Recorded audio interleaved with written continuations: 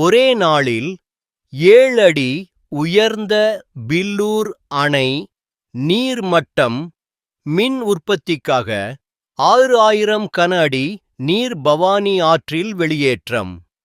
நீலகிரி மற்றும் கோவை மாவட்டங்களில் சென்னை வானிலை மையம் ரெட் அலர்ட் கொடுக்கப்பட்டுள்ள நிலையில் தொடர்ந்து நீலகிரி மாவட்டத்தில் மழையானது பெய்து வருகிறது.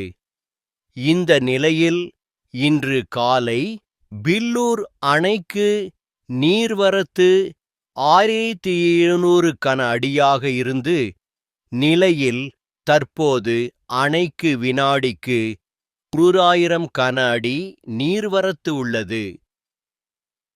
இன்று காலை 7 மணி நிலவரப்படி பில்லூர் அணை நீர்மட்டம் 77 அடியாக இருந்து வந்த நிலையில் அது தற்போது 81 அடியாக அதிகரித்துள்ளது.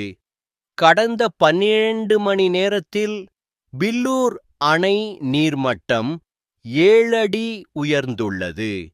இதனால் பில்லூர் அணையில் இருந்து மின் உற்பத்தி இயந்திரம் மூலம் 6000 கன அடி நீர் பவானி ஆற்றில் வெளியேற்றப்பட்டு வருகிறது.